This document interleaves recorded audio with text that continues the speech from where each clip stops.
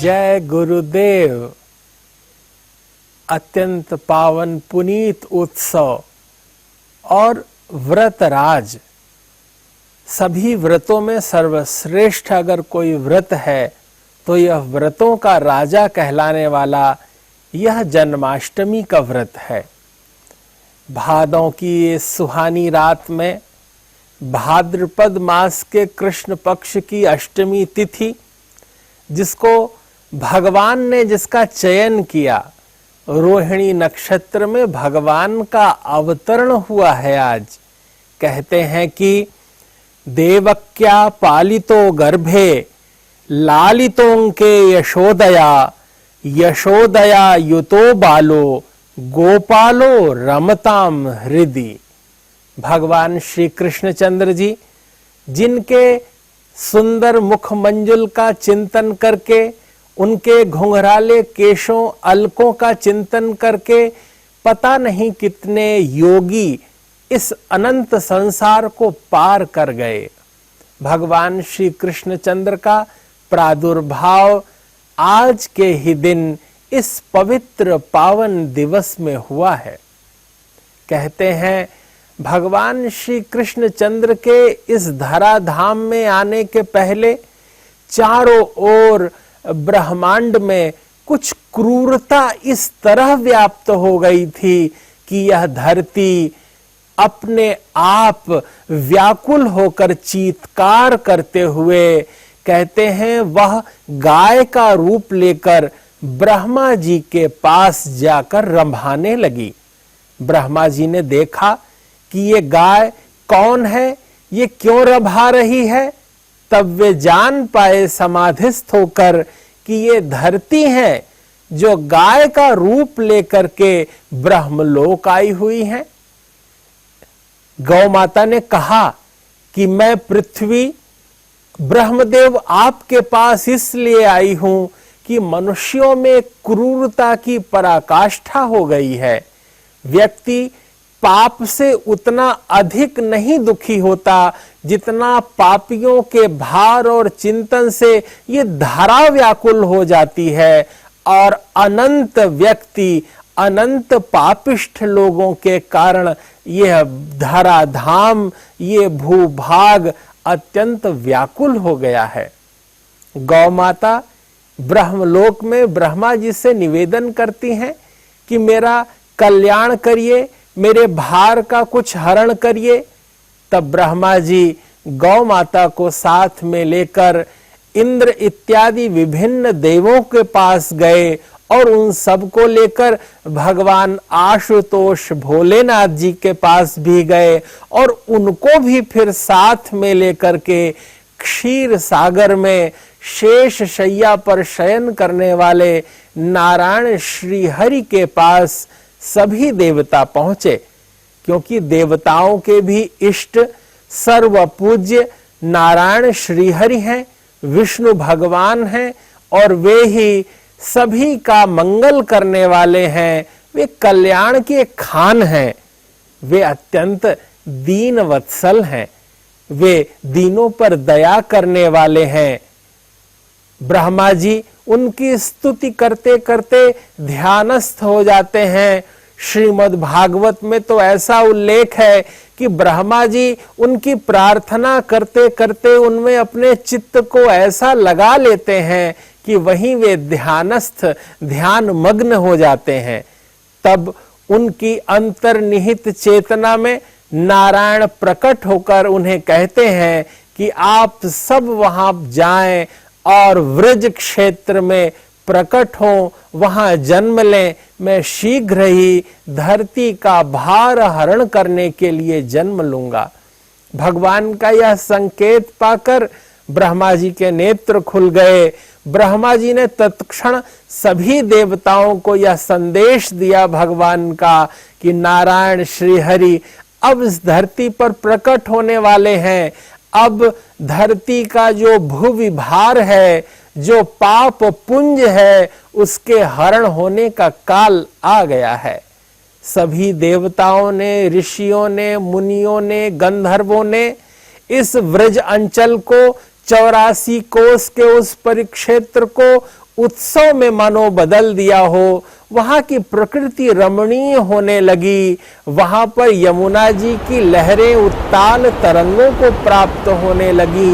वहां पर 84 कोस के अंदर जो पर्वतीय अंचल है वह भी हरी हरी घास से लहलहाने लगा। वायु भी सुगंधित शीतल मंद समीर बहाने लगी। चारों ओर प्रकृति में नए नए जीवों का सृजन होने लगा।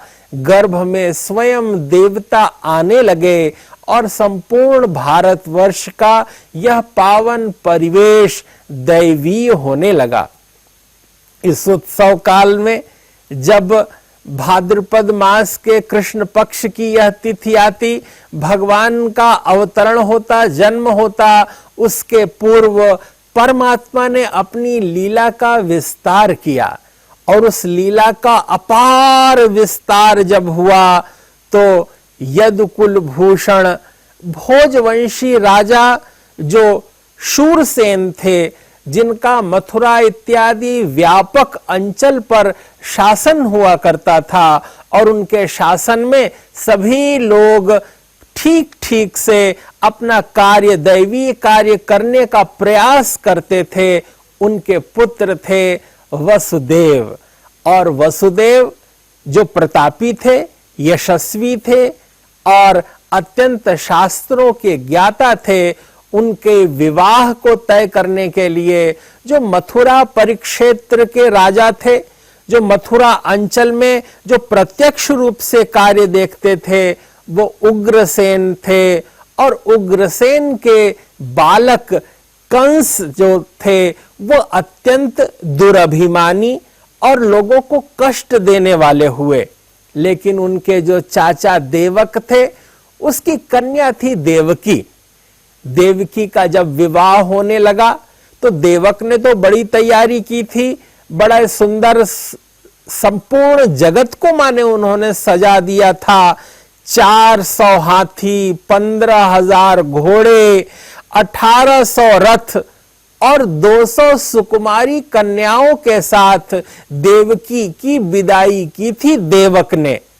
और देवक चूंकि उग्रसेन के छोटे भाई थे और उग्रसेन के बालक कंस देवकी के भाई थे, वे देवकी को विदा करने के लिए अति उत्साह में उसका रथ स्वयं हाँक रहे थे। लेकिन इस संसार में सुख का प्रारंभ और दुख का अंत अवश्य होता है, क्योंकि परमात्मा सुख स्वरूप हैं, आनंद स्वरूप हैं और वे आनंद घन परमात्मा सच्चिदानंद हैं। वे परमात्मा उस क्षण जब देवकी की विदाई हो रही थी, वसुदेव के साथ विवाह संपन्न हो गया था, तब रास्ते में आकाशवाणी होती है और आकाशवाणी में यह कहा, देखो कंस, जिस देवकी को तुम विदा कर रहे हो, इस देवकी के 8वें गर्भ से तुम्हें मारने वाला पैदा होगा। जैसे ही यह शब्द सुने थे, कंस के तो मानो हाथ पैर चलायमान हो गए, नेत्र गोलक घूमने लगा, उसका चित्त चांचल्य से प्रखर क्रूरता की ओर उन्मुख हो गया और उसको लगा कि मानो वो विष की बेल को ढो रहा है। उसने तत्क्षण उतर के अपनी म्यान से तलवार निकाली और लगा कि क्षण भर में ही वो देवकी का सिर काट देगा। कहने लगा कि जब वृक्ष ही नहीं रहेगा तो उस पे फल कहां से होंगे। यह दशा देख करके वसुदेव का हृदय बड़ा आहत हुआ। वसुदेव ने बहुत प्रकार से प्रशंसा करते हुए, साम नीति का उपयोग करते हुए कंस से कहा कि यह तो तुम्हारी छोटी बहन है और छोटी बहन कन्या के समान होती है, इसका तुमने अभी अभी विवाह किया है, इसके हाथ की तो मेहंदी भी नहीं छूटी है, बहन तो अभी तुमसे गले लगकर रो रही थी, तुम तत्क्षण ही इसका गला कैसे काट सकते हो? तुम में तो करुणा है, तुम दया करो, तुम्हारी बहन है अपनी। लेकिन कंस पापी था, क्रूर था, अत्याचारी था। वो क्षण भर भी बात सुनने को राजी नहीं हो रहा था। तब वसुदेव अत्यंत आर्त भाव से कहने लगे कि तुम अपनी बहन को मत मारो, इसकी जो संतानें होंगी वह हम तुम्हें दे देंगे। वसुदेव ने विचार किया कि जब प्रतिकूल दशा हो तो सर्वाधिक महत्वपूर्ण है मृत्यु को टालना। फिर समय बदल जाएगा, हो सकता है कुछ परिवर्तन हो जाए, काल अपना करवट ले, इसलिए सर्वप्रथम तो मृत्यु को टाला। उसने कहा अभी इसे छोड़ दो, जब इसकी संतानें होंगी तब तुम्हें हम दे देंगे। यह सुनकर कंस को किसी तरह संतोष हुआ। कंस ने अपनी बहन के पकड़े हुए उन केशों को छोड़ दिया, पकड़ ढीली कर दी। कितना क्रूर अत्याचारी रहा होगा जो अपनी ही बहन को विदा करते समय जो उसका स्वागत कर रहा था, अगले ही क्षण उसके केशों को पकड़कर सिर को हिला रहा था और उसका शीश काट रहा था। लेकिन बहुत ही श्रेष्ठता से वसुदेव ने देवकी को बचा लिया, लेकर आ गए। और यहां जब प्रथम संतान हुई और प्रथम संतान होने के बाद जब वह शिशु कंस को सौंपा गया, तब कंस ने उसका मधुर मंजुल मुख देख करके मानो यह विचार किया कि इस छोटे बच्चे को मैं कैसे मार दूं। काल की गति कितनी विकराल होती है कि देव गुरु देव ऋषि नारद स्वयं आकर के कंस को एकांत में कहते हैं, अरे कंस, तुम्हारा हृदय पसीज रहा है, तुम अपने भांजे का चेहरा देख करके लगता है कि तुम अब अपने वाक्य से बदल रहे हो। तुमने तो यह वचन लिया था कि तुम इसके सभी संतानों को मारोगे। कंस ने कहा मेरे भांजे को देखकर इसे मारने का मन नहीं करता। तब स्वयं नारद जी ने एक पुष्प को हाथ में लेकर के उसकी पंखुड़ी को दिखाते हुए कहा, अरे कंस बताओ इस फूल में पहली पंखुड़ी कौन सी है और 8वीं पंखुड़ी कौन सी है। कंस तुम नहीं बता सकते, क्योंकि 8वें से फिर पहली पंखुड़ी 8वीं हो जाएगी, पहली से 8वीं हो जाएगी, अगर दूसरी से देखेंगे तो 7वीं हो जाएगी। कौन सी पंखुड़ी को तुम कौन सा अंक दोगे? तुम इस प्रतीक्षा में मत रहो कि जब 8वीं संतान आएगी तब तुम उसको मारोगे। सर्पणी के गर्भ से निकला हुआ हर बच्चा सर्प का होता है। जब इस तरह की मति स्वयं नारद ने दी, तब कंस में क्रूरता प्रचंड हो गई। शास्त्र में बार बार इसकी चर्चा हुई है। ऋषियों ने प्रश्न किया, नारद ने ऐसा क्यों कहा? इसलिए कहा कि जब तक पाप का पूरा घड़ा नहीं भरता, तब तक देव सत्ता भी कुछ बिगाड़ नहीं सकती। तात्पर्य यह है कि व्यक्ति किसी भी क्षण अगर संभल जाए तो वो संभल सकता है। जीवन में यह संदर्भ बड़े महत्वपूर्ण है। हम लाख खराब कार्य कर रहे हों, लेकिन अगर हम अच्छा करना शुरू कर देंगे तो पाप कर्म रुक जाएगा, पुण्य का वर्धन होने लगेगा। इसलिए प्रत्येक व्यक्ति को इस कथा से यह शिक्षा लेनी चाहिए कि वो जब भी चाहे, जिस समय से भी चाहे, सत्कर्म प्रारंभ कर सकता है, और जैसे ही वो सत्कर्म और पुण्य करने लगता है, उसके जीवन में पुण्यों का उदय होने लगता है, पाप का फल नष्ट होने लगता है। नारद जी नहीं चाहते थे कि यह पापी कंस बचे। उसके पाप का घड़ा इतना भर जाए कि स्वयं देव सत्ता, स्वयं नारायण इसका शिरच्छेद कर दें। इसे, उसके कष्टों को, मानवीय कष्टों को दूर करने के लिए कंस की हत्या होनी चाहिए। चूंकि पाप नष्ट होना चाहिए, पापी भी नष्ट होना चाहिए।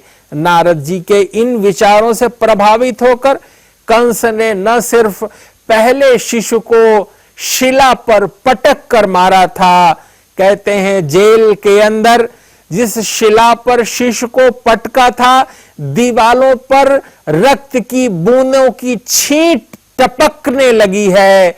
देखते ही देखते वह संपूर्ण कारागृह रुदन करने लगा था। यह संसार जो कितना सुंदर दिखाई देता है, लेकिन इसके पीछे की सच्चाई यह है कि अगर कोई व्यक्ति पाप करता है तो सारा संसार कितना दुखद और अंतर मन को वेदना पहुंचाने वाला हो जाता है। न सिर्फ प्रथम शिशु को 1, 2, 3, 4, 5, 6 शिशुओं की इस प्रकार से निर्मम हत्या देखते देखते किस तरह से देवकी का हृदय मानो पत्थर का हो गया था। लेकिन वे अत्यंत करुणामयी, कृपामयी और जिसकी कुक्ष का चयन स्वयं नारायण ने किया हो कि वो उस कोख में आएंगे, जो सारे संसार को जन्म देता है, जब वो देवकी की कोख में आता है तब मानो उस नभ मंडल में, आकाश मंडल में, मथुरा मंडल में एक अद्भुत प्रकाश विस्तीर्ण हो जाता है। 7वें शिशु को तो मानो सरका करके रोहिणी के गर्भ में भेज दिया गया, जिससे बलराम पैदा हुए। वहीं देखो नंद बाबा के यहां पर, यशोदा के यहां एक कन्या का जन्म हुआ है। यहां 8वें गर्भ में, 8वें गर्भ के रूप में स्वयं नारायण श्री कृष्ण जब प्रकट होने लगते हैं तो संपूर्ण नभ मंडल आनंद से आच्छादित हो जाता है। स्वयं वसुदेव कृष्ण को लेकर के चल देते हैं। कारागृह उत्सव धर्मी हो जाता है, संपूर्ण वातावरण दैवीय हो जाता है, प्रसन्नता मूलक समाचार व्याप्त हो जाता है। कहते हैं भादों की रात अंधेरी थी, पानी रिमझिम था बरस रहा, फैला था तम सूचिका भेद्य, पर धरती का तल सरस रहा।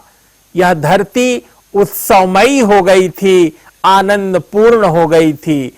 देवता भी मानो उत्सव मना रहे थे, भगवान श्री कृष्ण चंद्र की प्रार्थना कर रहे थे।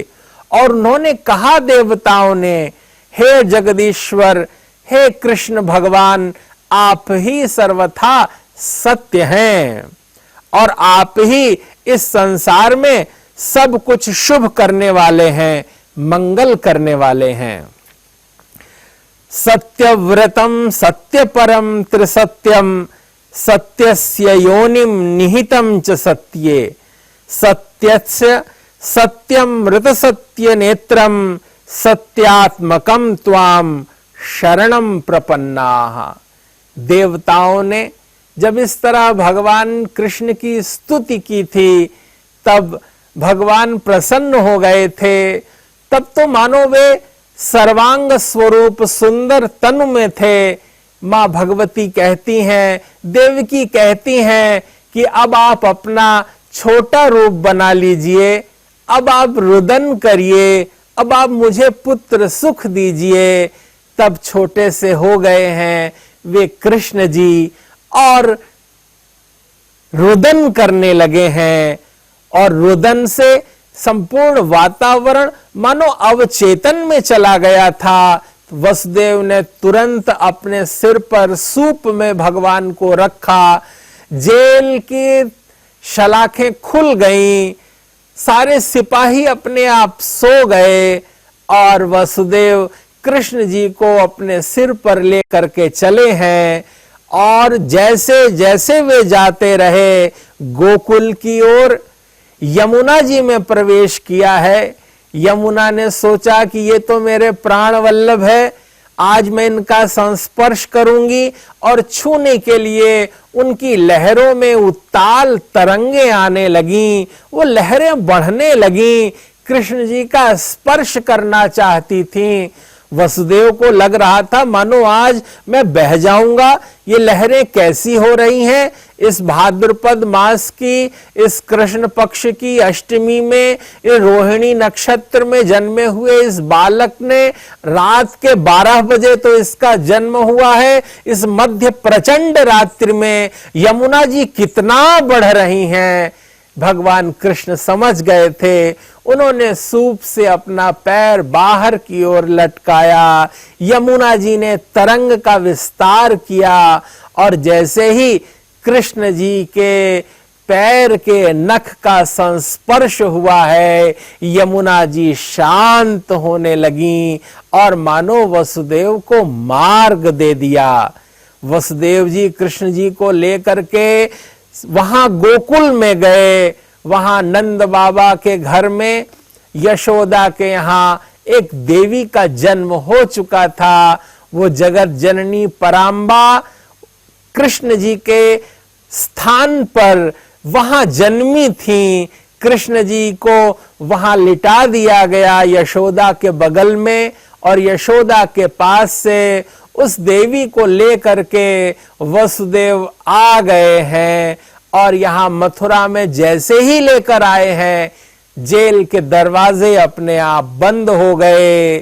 कोलाहल होने लगा। सैनिकों ने सूचना दी है जाकर के कंस दौड़ा आया और आकर के जैसे ही उसे पता चला ये 8वीं संतान तो कन्या हुई है, लेकिन फिर भी वह आतताई, वो दुष्ट हृदय, वह पापिष्ट उस कन्या को जैसे ही पटकने के लिए उसने उठाया, मानो वो कन्या हाथ से छूटकर आकाश में उड़ गई और आकाशवाणी करती हुई बोली, कंस तुझे मारने वाला 8वां गर्भ देवकी का जन्म ले चुका है इस धरती पर। बस अब तू मृत्यु को प्राप्त होगा। और यह कहते हुई वो उड़ गईं। कंस व्याकुल हो गया। वह व्यथित हो रहा था, ये कैसे हो गया, क्या हो गया। और वहीं दूसरी ओर गोकुल में आनंद छा गया था। नंद बाबा के घर उत्सव होने लगा था, थाली बजाई जाने लगी थी। कई लाख गौओं का दान कर दिया था नंद बाबा ने। और उनकी पत्नी यशोदा जो यश देती है, जो दूसरों को मान देती है, जो यशोदा चित्त वृत्ति होती है, स्वयं एक न एक दिन उसके घर में जगत नियंता कृष्ण आते हैं।